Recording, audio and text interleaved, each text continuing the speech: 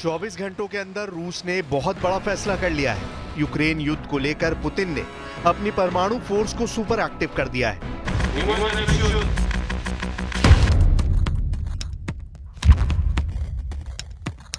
Уважаемые товарищи,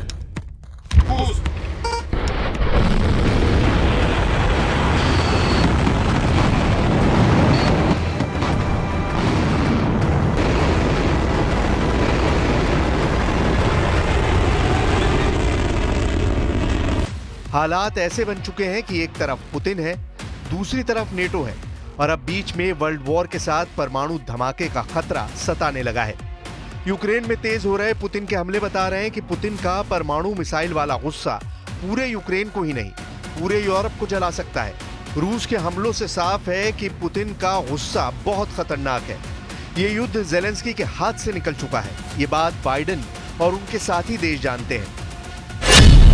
Putin का परमाणु पंजा निकल चुका है। परमाणु पंजा यानी 5 परमाणु मिसाइल। इसमें सबसे खतरनाक सरमत मिसाइल भी है, इसमें बुलावा मिसाइल भी है, इसमें छोटी दूरी की स्कंदर मिसाइल भी है, इसमें सैटर्न और टोपोल मिसाइल भी है।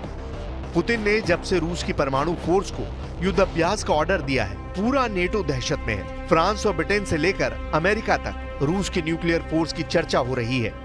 сегодня мы проводим очередную тренировку стратегических сил сдерживания. Отработаем действия должностных лиц по управлению применением ядерного оружия с практическими пусками баллистических и крылатых ракет.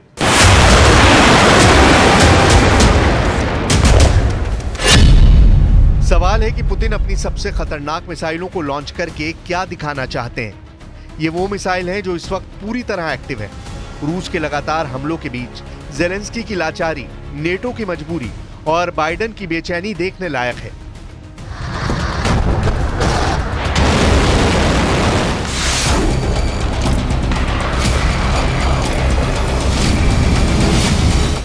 पुतिन की परमाणु धमकी का मतलब है 96 करोड़ लोगों पर वर्ल्ड वॉर का खतरा। पुतिन कह चुके हैं कि यूक्रेन को लंबी दूरी के हथियार देकर अब नेटो रूस के खिलाफ सीधी लड़ाई लड़ना चाहता है।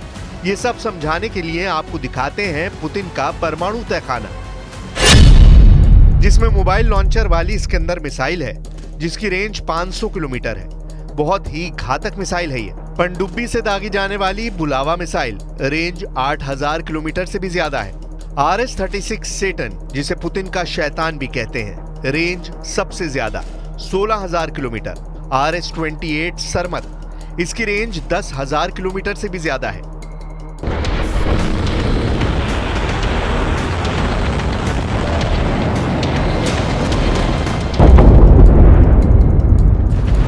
पुतिन की सबसे बड़ी गेम चेंजर मिसाइल है RS-24।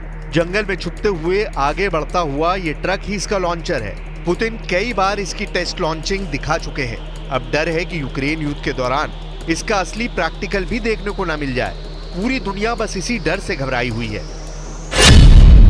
RS-24 यार्ड्स की रेंज 11000 किलोमीटर से भी ज्यादा है। ये पुतिन की सबसे आधुनिक लैंड बेस्ड मिसाइल है। वहीं पुरानी UR-100 स्टेल्टो अब भी भरोसेमंद मिसाइल है। रेंज 10000 किलोमीटर से ज्यादा है।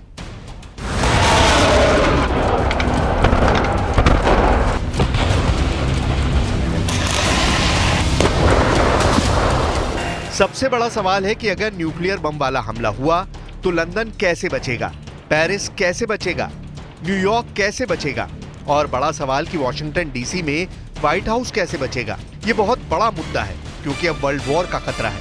हालांकि ज़ेलेंस्की को फिक्र अपने खार्किव की है, सूमे की है और डोनेस्क की है, जबकि वो खुद अपनी कैपिटल कीव में बैठे हैं। Сразу отмечу, что Россия подтверждает свою принципиальную позицию о том, что использование ядерного оружия является крайней исключительной мерой обеспечения безопасности государства. Вместе с тем, мы хорошо понимаем, что именно ядерная триада продолжает оставаться надежным гарантом суверенитета и безопасности нашей страны. पुतिन के गुस्से का मतलब क्या है? क्या होगा अगर परमाणु बटन दबा और न्यूक्लियर हमला हुआ?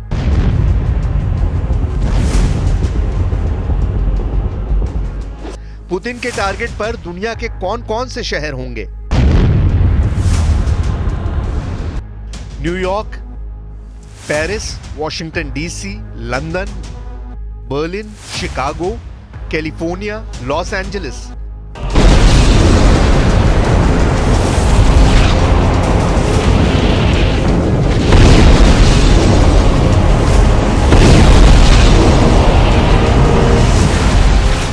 ये नाम इसलिए क्योंकि पुतिन की रेंज इन शहरों तक है और अगर नेटो और अमेरिका ने उनके साथ न्यूक्लियर युद्ध शुरू किया तो पुतिन इन सभी शहरों को धूल में मिला देंगे, इसकी पूरी गारंटी उनकी मिसाइल देती है।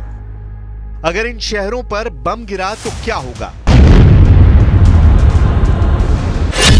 कोई शक नहीं कि पुतिन का गुस्सा नेटो के शहरों को जलाकर राख कर देगा।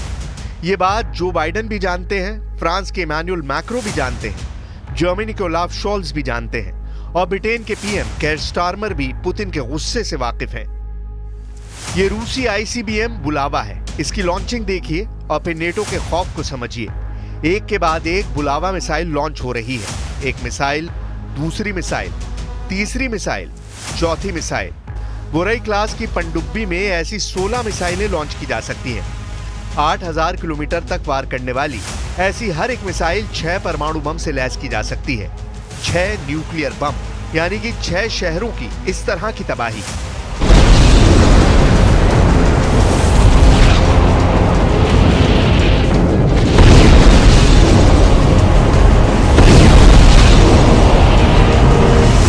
Учитывая рост геополитической напряженности, появление новых внешних угроз и рисков, важно иметь современные и постоянно готовые к боевому применению стратегические силы. Будем и дальше совершенствовать все их компоненты. Ресурсы для этого имеются.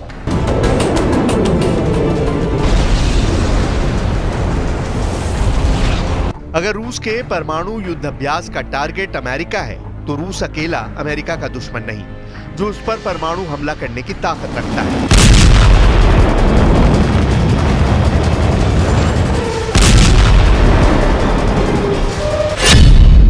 इनमें पहला है रूस, जिसकी मिसाइल पूरे अमेरिका को कवर करती है। दूसरा है चीन, जिसकी रेंज में भी पूरा अमेरिका है। और तीसरा है उत्तर कोरिया, जो अमेरिका के पश्चिमी तट पर बसे शहरों को मिट्टी में मिला सकता है।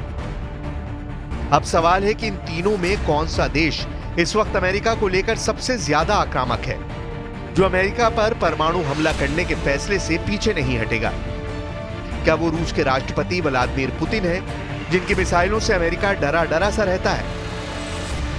क्या वो चीन के राष्ट्रपति शी जिनपिंग है, जिनकी खामोशी ही अमेरिका से लेकर ताइवान और जापान को डराने के लिए काफी होती है?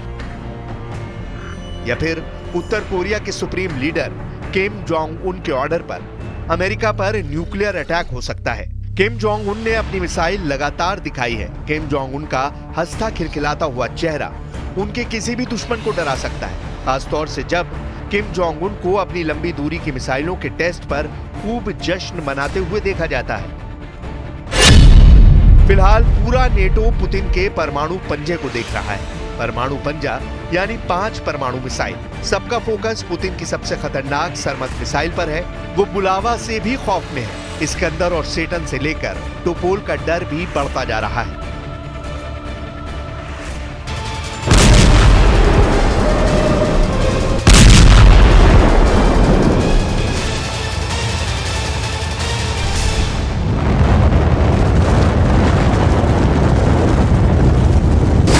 कुल मिलाकर पुतिन की न्यूक्लियर कमांड इस वक्त पूरी तरह एक्टिव है।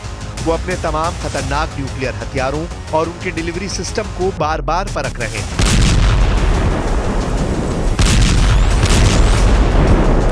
पुतिन की मिसाइल के टारगेट पर नेटो का हर बड़ा शहर है और इस बात को समझना बहुत जरूरी है कि पुतिन की धमकी को हल्के में लेने की गलती वर्ल्ड वॉर को दावत कही जाएगी। इसलिए युद्ध को लेकर पूरी दुनिया में जो अंगारे देखने को मिल रहे हैं, उसमें यूक्रेन का अंगारा गाजा से भी खतरनाक है, क्योंकि इस जंग में बार बार बताया जा रहा है कि रूस के परमाणु हथियार लगातार एक्टिव बने हुए हैं।